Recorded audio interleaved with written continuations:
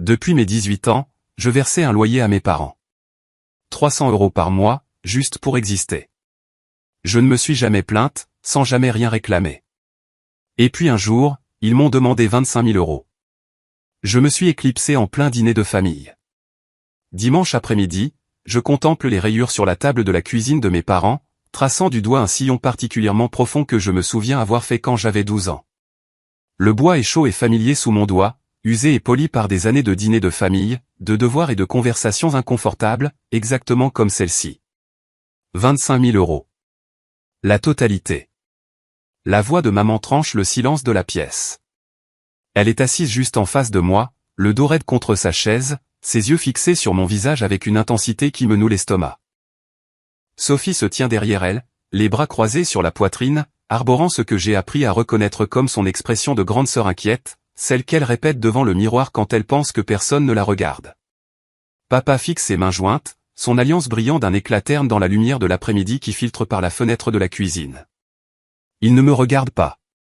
Il ne l'a pas fait depuis que j'ai franchi la porte il y a 30 minutes pour ce qu'ils ont appelé une réunion de famille. Mon cœur bat contre mes côtes alors que je réalise.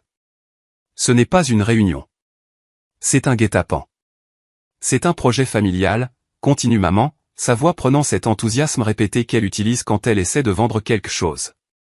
Une véritable opportunité qui pourrait tout changer pour nous tous. Sophie hoche la tête, comme prévu. On planifie ça depuis des mois, Chloé. Et on s'est dit, ce ne serait pas bien d'inclure enfin ma petite sœur? Elle sourit, montrant un peu trop ses dents. Tu dis toujours que tu veux être plus impliqué dans les décisions familiales. J'avale difficilement, essayant de comprendre ce qu'il me demande. L'argent dont il parle, il m'a fallu 5 ans de double journée de travail et de budget serré pour l'économiser. 5 ans à dire non aux vacances, aux nouveaux vêtements, même au dîner avec des collègues. Donc, je fournis tout l'argent, dis-je lentement. Et vous? Vous vous occupez de tout le reste? Maman agite la main d'un air dédaigneux. Nous avons les contacts, l'expérience des affaires. Toi, tu as toujours été meilleur pour. Eh bien, suivre les instructions. Elle rit légèrement, comme si elle me faisait un compliment. Et j'obtiendrai. Un pourcentage, intervient Sophie. Évidemment plus petit que le nôtre, puisque c'est nous qui faisons tout le travail, mais quand même. La menace implicite pèse lourdement dans l'air entre nous, après tout ce que nous avons fait pour toi. Je sens le poids de leurs attentes m'oppresser la poitrine, rendant ma respiration difficile. Mais en dessous, autre chose s'agite, quelque chose qui n'était pas là il y a un mois. Il y a un mois, avant la visite inattendue de tante Marguerite. Je me souviens être dans la minuscule cuisine de mon appartement, à faire la vaisselle pendant que tante Marguerite l'essuyait. Sa voix était tombée à un murmure, même si nous étions seuls. Il y a quelque chose que tu dois savoir sur la raison pour laquelle ta mère t'appelle l'erreur. Le souvenir de ces mots me brûle la poitrine.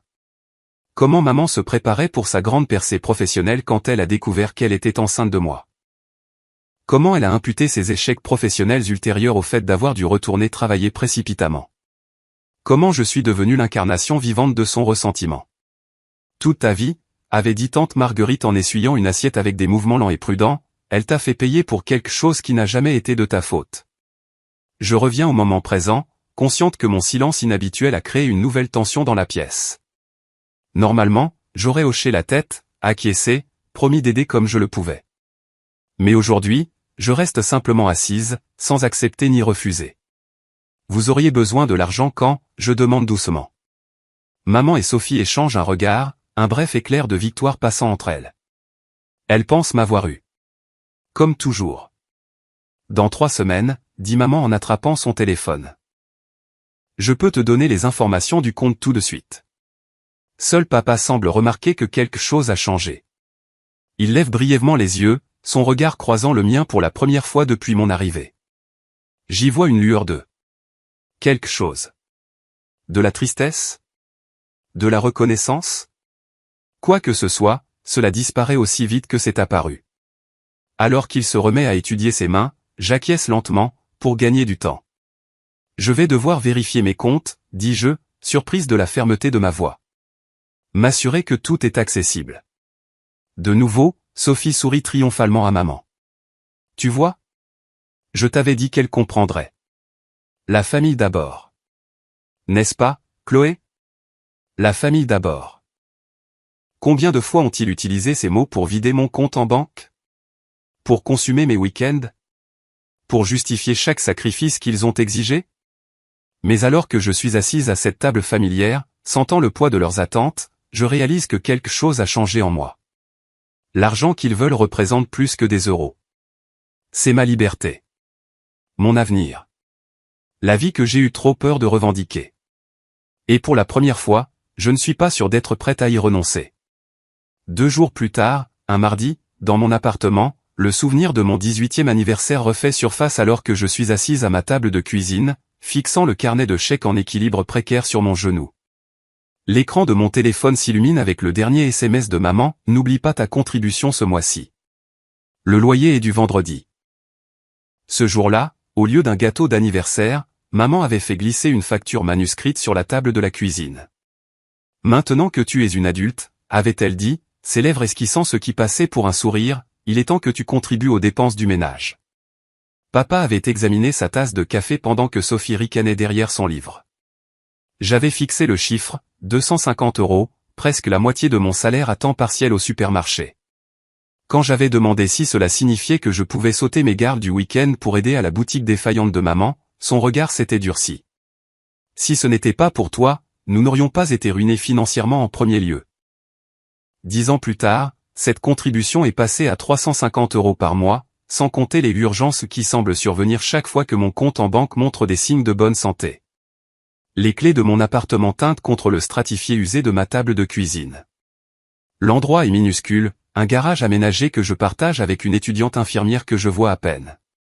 Le trajet pour aller au travail prend 1 heure dans chaque sens, mais le loyer est assez bas pour que je puisse économiser un peu chaque mois, même après les paiements à maman.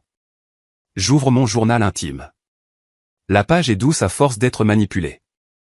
10 ans d'entrée relatent le même schéma. L'excitation quand mon salaire arrive, les calculs de ce que je peux mettre de côté, puis l'inévitable appel ou SMS de maman réclamant de l'argent pour une crise quelconque. 4 mars. Première augmentation au travail.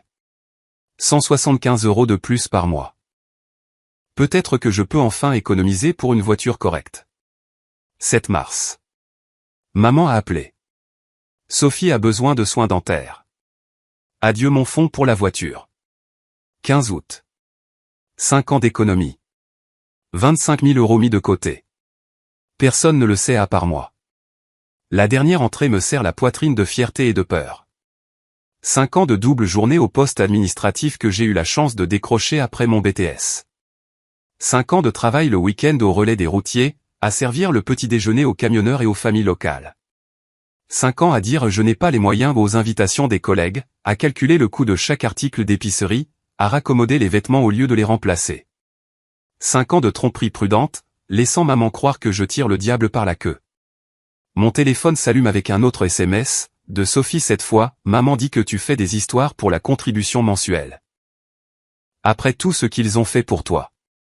Je pose le téléphone sans répondre. Sophie a appris très tôt à s'aligner sur maman.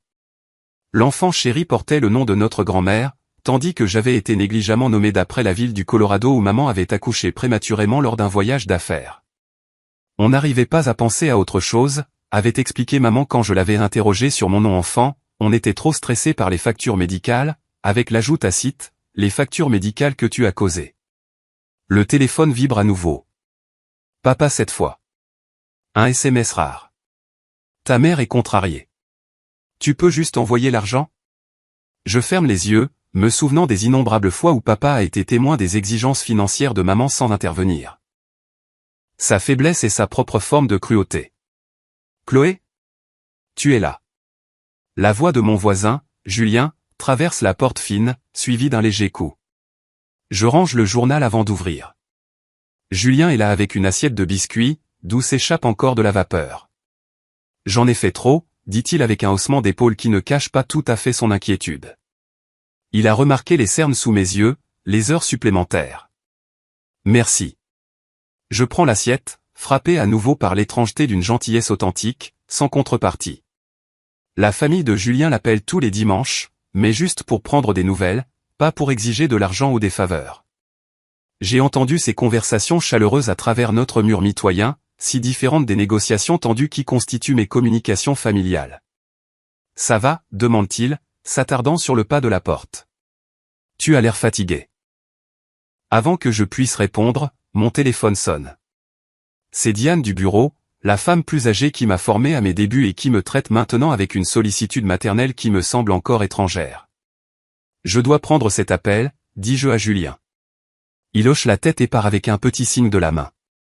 Chloé ? C'est Diane. Sa voix porte sa chaleur habituelle. J'ai remarqué que tu travaillais encore pendant le déjeuner. J'espère que tu vas bien. Tu n'as pas l'air bien du tout. Quelque chose se coince dans ma gorge. Ces petites gentillesses, les biscuits de Julien, l'inquiétude de Diane, soulignent la différence frappante entre la façon dont ma famille me traite et celle du reste du monde. Je pense aux 25 000 € qui dorment sur mon compte d'épargne. Cet argent représente plus que des euros. C'est 5 ans de sacrifice, oui, mais aussi 5 ans d'espoir. L'espoir de quelque chose de plus que ce cycle sans fin d'obligations et de culpabilité. La dernière demande de maman pour la totalité de la somme ne concerne pas seulement l'argent, mais le contrôle. Pour me garder attaché au rôle de bouc émissaire familial. Mon journal est posé sur la table, rempli d'années d'entrées qui documentent mon érosion progressive. Mais la page la plus récente reste vierge, attendant un nouveau chapitre. Pour la première fois, j'envisage d'écrire quelque chose de différent. Le lendemain, mercredi, je fais glisser ma demande de congé sur le bureau de Diane, en retenant mon souffle. Ma supérieure lève les yeux de son ordinateur, ses lunettes de lecture perchées sur le bout de son nez. Un jour de congé personnel ? Tu n'en as pas pris depuis. Elle tapote sur son clavier, les sourcils haussés. 2 ans ? Mon Dieu, Chloé. Je sais. Je tripote la manche de mon gilet. C'est d'accord ? Je ne demanderai pas si. Prends en 2. Diane signe le formulaire avec assurance. Rendez-vous chez le médecin. Quelque chose comme ça, ai-je murmuré, sans tout à fait la regarder dans les yeux. Quoi que ce soit, j'espère que ça t'apportera un peu de paix. Elle me rend le formulaire approuvé, son expression s'adoucissant. On dirait que tu en as bien besoin. La paix ? Quel concept étranger. Plus tard dans la journée, j'étais assise à la bibliothèque municipale, à 3 villes de là, penchée sur un ordinateur emprunté. Aucun membre de ma famille ne penserait à me chercher ici. Les néons bourdonnent au-dessus de ma tête alors que je recherche méthodiquement des appartements à Brest, une ville à près de 600 km et plusieurs régions de tout ce que j'ai toujours connu. Quelque chose d'inhabituel bat dans ma poitrine alors que je parcours les annonces. De l'espoir, peut-être. Ou de la terreur déguisée en excitation. Je note les coordonnées de 3 propriétés dans mon budget. La prise de conscience que je peux me permettre mon propre logement, un vrai logement, pas la chambre exiguë que je partage avec une autre femme, me semble encore une révélation. 5 ans de double journée de travail et de refus de chaque petit luxe ont constitué un pécule que ma famille dévorerait en un instant si je les laissais faire. Pas cette fois. Le lendemain, jeudi, je me suis glissé au Crédit Mutuel, portant des lunettes de soleil et une casquette de baseball empruntée à Julien, mon voisin. À l'intérieur, une jeune banquière nommée Tessa m'aide à ouvrir un compte avec ma carte d'identité et un chèque de banque pour la moitié de mes économies. Aucun membre de la famille en cotitulaire. Aucun accès partagé. Juste à moi. Votre signature ici est différente de celle sur votre carte d'identité, commente Tessa en me rendant les papiers. J'y travaille, dis-je, et je réalise que c'est vrai à plus d'un titre. Ce week-end, pendant que maman entraîne papa et Sophie à la baby shower de tante Jeanne, j'utilise ma clé d'urgence pour entrer dans leur maison. Je ne leur ai toujours pas envoyé d'argent pour le loyer. L'odeur familière des bougies au gardénia de maman m'enveloppe comme une accusation alors que je monte au grenier. Ma gorge se serre quand j'aperçois le bac en plastique bleu délavé étiqueté document Chloé de l'écriture soignée de papa. À l'intérieur se trouve la trace écrite de mon existence. Acte de naissance. Carte de sécurité sociale. Carnet de vaccination. Diplôme du baccalauréat. Je les avais demandés des dizaines de fois au fil des ans. Ils sont plus en sécurité ici, insistait toujours maman. Tu ne ferais que les perdre. Je serre le dossier contre ma poitrine, surprise de sa légèreté, l'archive officielle de mes 28 années sur Terre pesant moins qu'un sandwich. Ce soir-là, je me suis assise sur un banc de parc avec un carnet à spirale, regardant les canards glisser sur l'étang. Le soleil réchauffe mon visage alors que je commence une liste intitulée « Choses auxquelles j'ai survécu ». Mon stylo se déplace régulièrement sur la page. La froideur de maman. La cruauté de Sophie. Le silence de papa. Le drainage constant de mon compte en banque. Les rappels subtils que je n'étais pas désiré. Les rappels moins subtils que je leur devais pour le désagrément de mon existence. Quand j'arrive en bas de la page, je fixe le dernier élément, être appelé une erreur toute ma vie. Je déchire la page et la plie soigneusement dans mon portefeuille. Quoi qu'il arrive ensuite, j'ai déjà enduré le pire qu'il pouvait me faire. La pensée s'installe dans ma poitrine comme une pierre, solide et étrangement réconfortante. Je ne suis pas une erreur, je murmure au canard. L'un d'eux cancane en retour, et je me surprends à sourire, à vraiment sourire pour ce qui me semble être la première fois depuis des années. Le dîner du dimanche arrive avec son défilé habituel de commentaires passifs-agressifs et de silences chargés. Je prends ma place habituelle à la table de la cuisine, la même table où ils m'ont prise en embuscade avec leurs demandes pour mes économies. Maman sert un rôti de bœuf, sa spécialité, réservée aux occasions où elle veut quelque chose. Alors, dit-elle en coupant la viande avec une précision chirurgicale, as-tu pris une décision concernant notre projet familial? Je prends une petite bouchée, mâchant lentement. J'y réfléchis encore. Sophie ricane. Qui a-t-il à considérer? C'est une évidence. J'aimerais voir le business plan, dis-je, surprise de la fermeté de ma voix. L'analyse de marché, les rendements prévus, ce genre de choses. Le couteau de maman claque contre son assiette. On n'a pas besoin de toute cette paperasse. C'est la famille, pas une affaire d'entreprise. En fait, intervient Sophie en se penchant en avant, on pensait qu'on pourrait simplifier les choses. On pourrait devenir signataire sur tes comptes, juste pour aider à tout gérer plus efficacement. Papa se racle la gorge.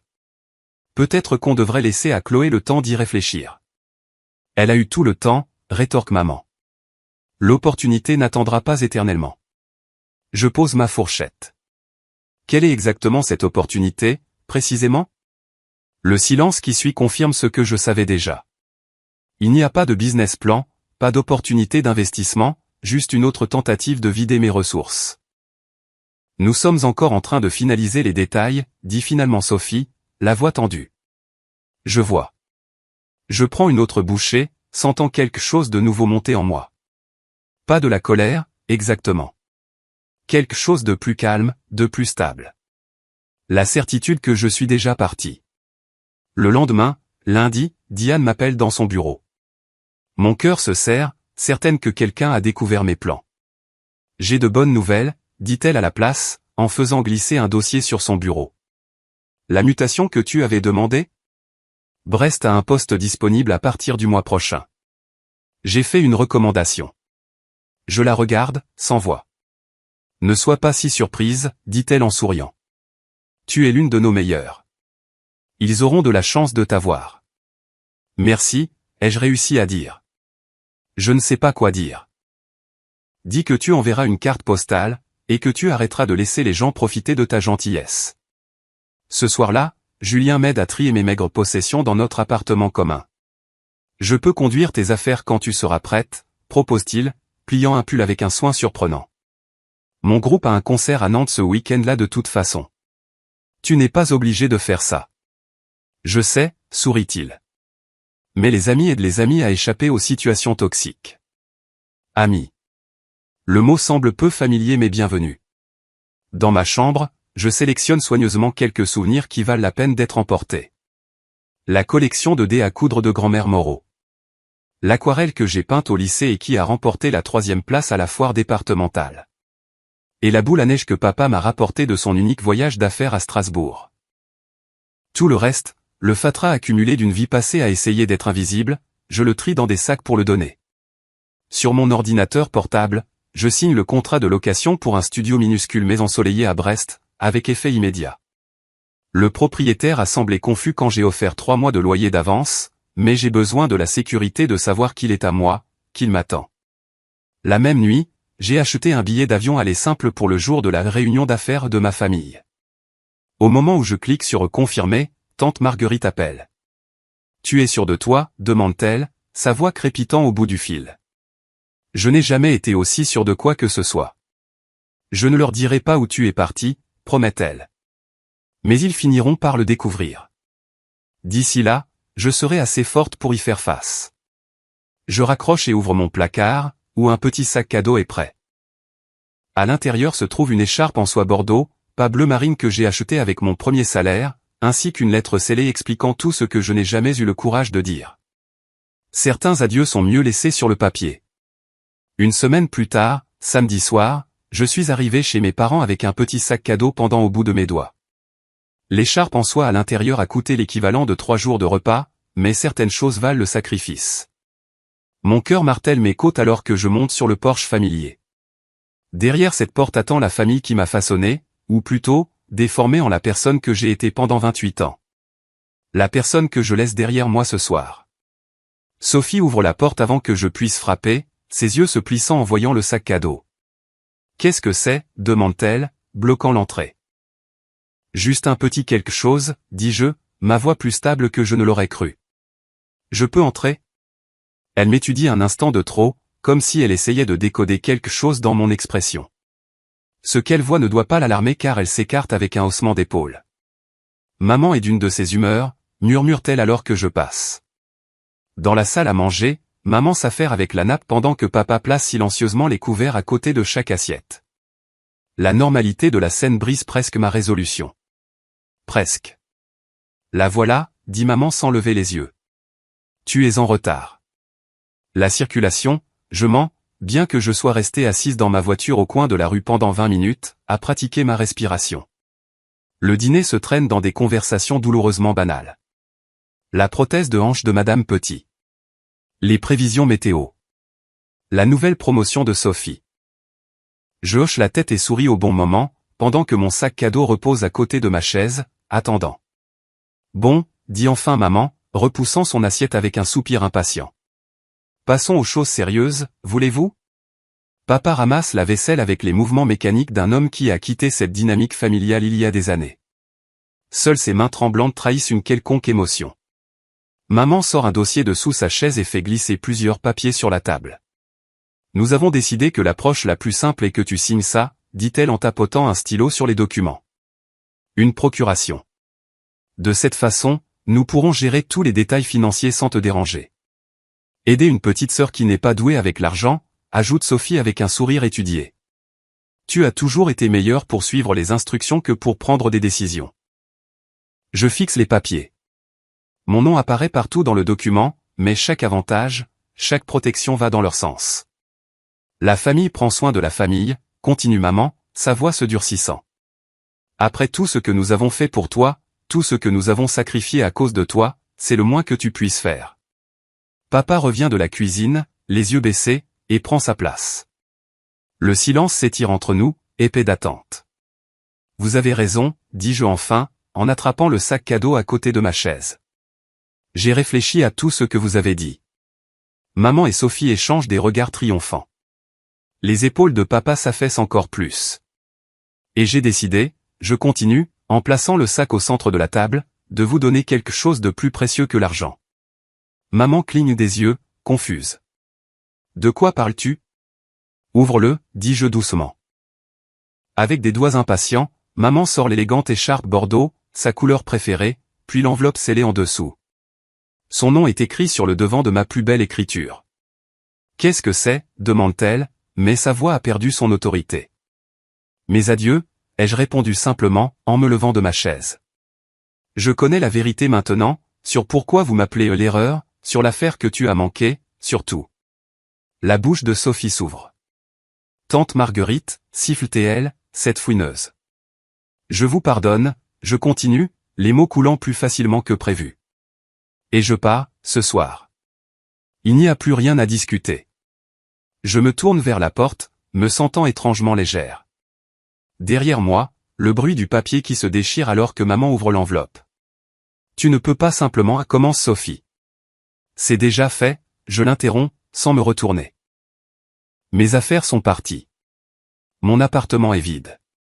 Mon nouveau travail commence la semaine prochaine. La chaise de papa racle le sol.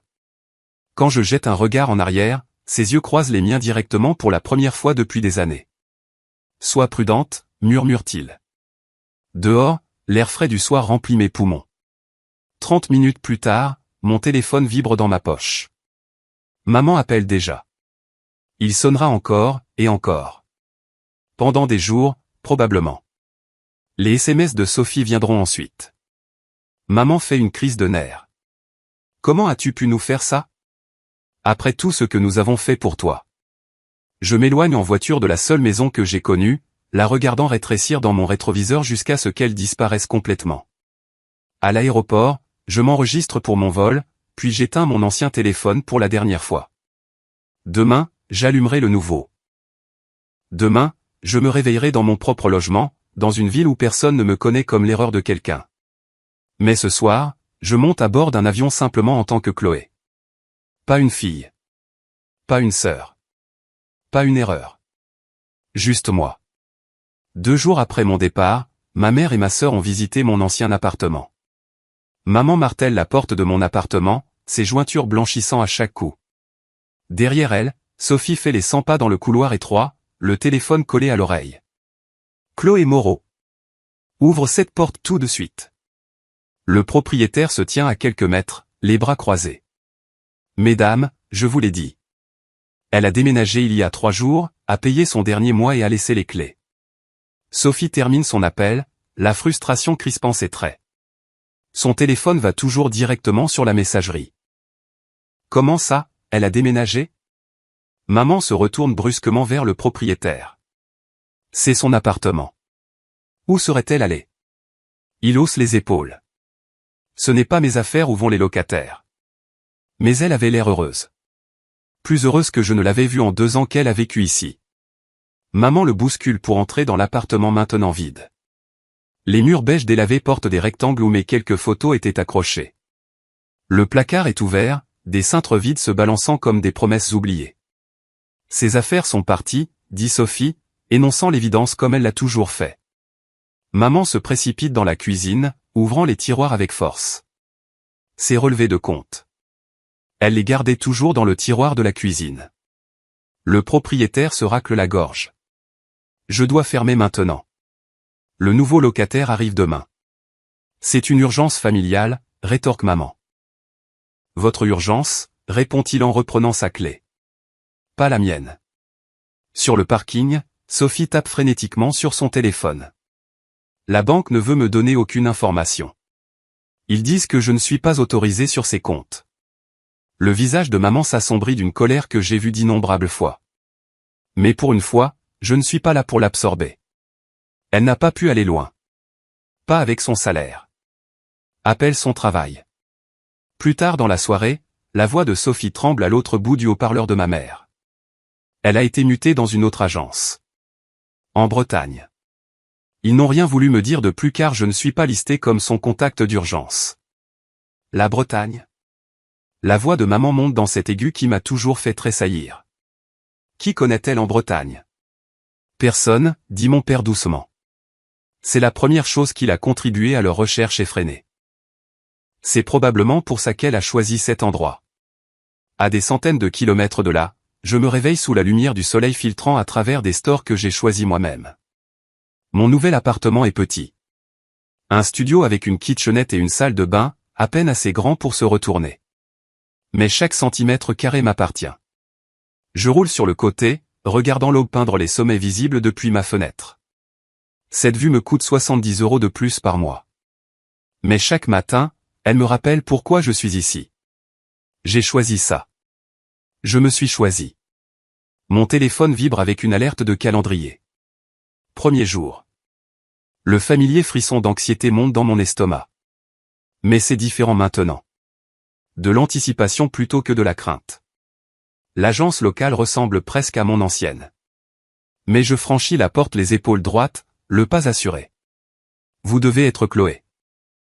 Une femme aux cheveux argentés me tend la main. Diane m'a appelé à votre sujet. Elle a dit que vous êtes l'une des meilleures avec qui elle a travaillé. Merci pour cette opportunité, je réponds. Ma voix est stable d'une manière qu'elle ne l'a jamais été pendant les dîners de famille. Au déjeuner, je marche jusqu'au café d'en face. La barista sourit, me demandant si je veux comme d'habitude avant de réaliser que je suis nouvelle. Je commande un latte vanille sans calculer mentalement si je peux me le permettre, sans entendre la voix de ma mère énumérer tout ce que cet argent aurait pu acheter pour la famille à la place.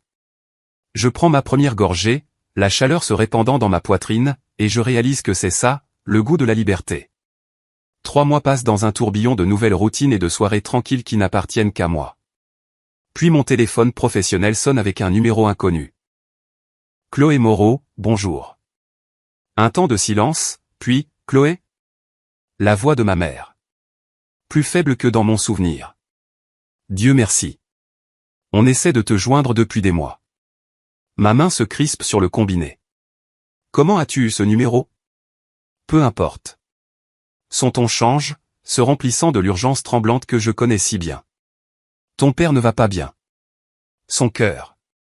Les médecins disent qu'il a besoin d'une opération, et la mutuelle ne couvrira pas tout. Nous avons besoin que tu rentres à la maison. La vieille culpabilité monte comme de la bile dans ma gorge, mais quelque chose de nouveau monte avec elle, la clarté. Je suis désolé d'apprendre ça pour papa, dis-je, et je le pense, mais je ne peux pas rentrer. Tu ne peux pas ou tu ne veux pas. Sa voix se durcit. Après tout ce que nous avons fait pour toi. Je termine l'appel, la main tremblante mais résolue.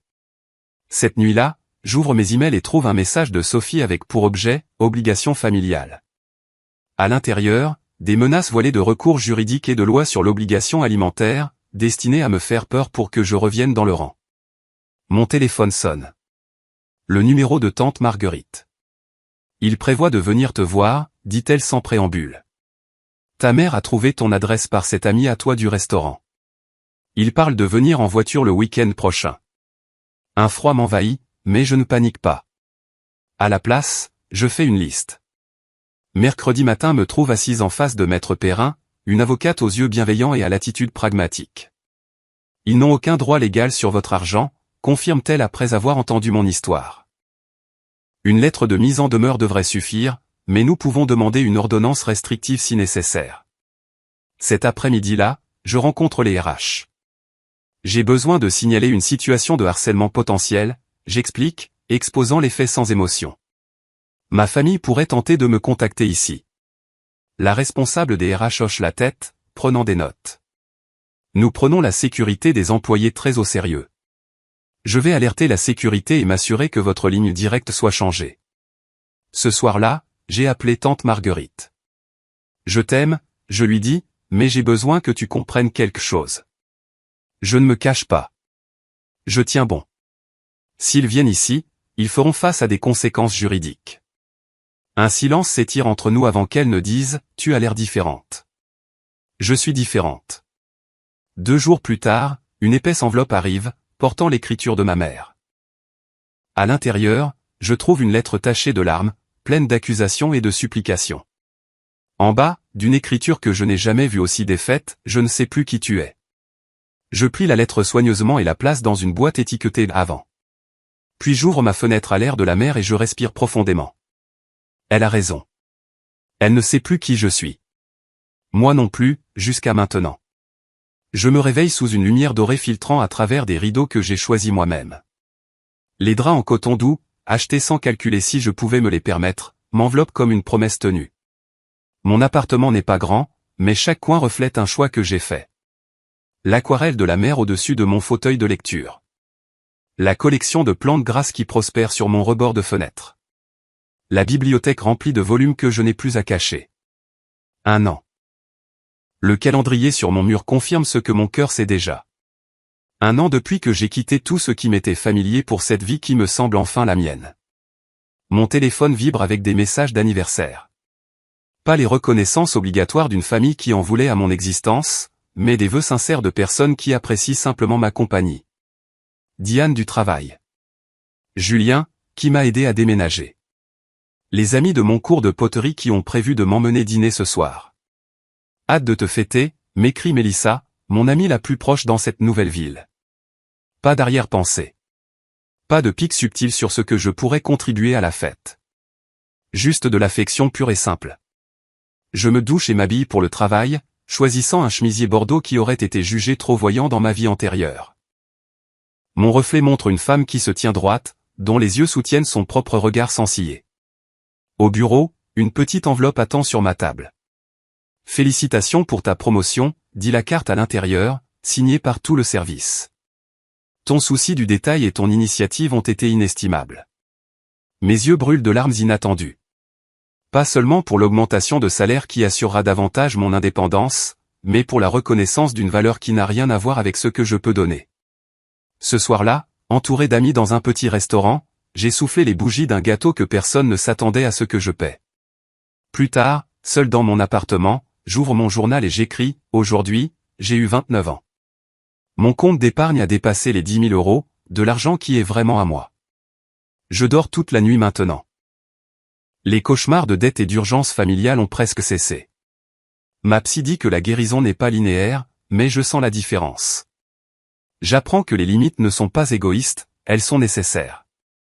Chaque jeudi, je suis assise en face d'elle dans son bureau calme, dénouant les nœuds de mon enfance. Parfois je repars épuisée, parfois plus légère, toujours plus lucide. Tu peux reconnaître la blessure sans continuer à vivre à partir d'elle, m'a-t-elle dit la semaine dernière. Ta mère t'a nommé d'après un endroit qu'elle traversait, mais tu as transformé ce nom en quelque chose qui a des racines et de la force. Le samedi, je fais du bénévolat dans un jardin partagé. Mes mains dans la terre me connectent à quelque chose de plus grand que moi, quelque chose qui grandit et qui est vivant, comme moi. Le mois dernier, j'ai accepté une invitation à dîner de Mathieu, un comptable que j'ai rencontré au jardin. Notre conversation a coulé sans le courant sous-jacent familier de la peur. Quand il m'a interrogé sur ma famille, je lui ai dit la vérité, pas tout, mais assez. Il n'a pas fui, il a juste écouté. Le courrier apporte des rappels sporadiques de mon passé. La carte de Noël de mère est arrivée sans un mot, juste son nom signé avec emphase. Sophie envoie des SMS occasionnels sur les drames familiaux, cherchant des réponses que je ne me sens plus obligé de fournir. Les lettres de papa arrivent tous les mois, des ponts fragiles que je traverse avec des pas prudents. Je réponds par des notes brèves et gentilles qui maintiennent la distance sans cruauté. Hier a apporté quelque chose d'inattendu, une lettre de ma cousine de 19 ans, Jessica. Tante Lisa dit que tu as abandonné la famille, a-t-elle écrit. Mais quelque chose dans la façon dont il parle de toi ne sonne pas juste. J'ai 2 jobs en même temps que mes études, et maman n'arrête pas de dire que je lui dois de m'avoir élevé. Je ne sais pas quoi faire. Mes mains ont tremblé alors que je composais son numéro. Pendant 1 heure, j'ai écouté son histoire, si familière qu'elle aurait pu être la mienne. Tu n'es pas folle, je lui ai dit, et tu n'es pas seule. Plus tard, en regardant la citation encadrée sur mon mur, certains l'appellent une erreur. Je l'appelle mon commencement, je réalise quelque chose de profond. L'erreur de mon existence était devenue la bouée de sauvetage de quelqu'un d'autre. Ce matin, le jour de mon anniversaire, je me suis tenu à ma fenêtre en regardant le lever du soleil peindre le ciel de nuances de promesses. Il y a 2 ans, je ne pouvais pas imaginer cette vie. Maintenant, je ne peux pas imaginer retourner à l'ancienne. Je touche le cadre tenant ma citation préférée et je dis la vérité que j'ai finalement embrassée. La famille dans laquelle on est peut façonner notre départ, mais la famille que l'on choisit détermine notre avenir.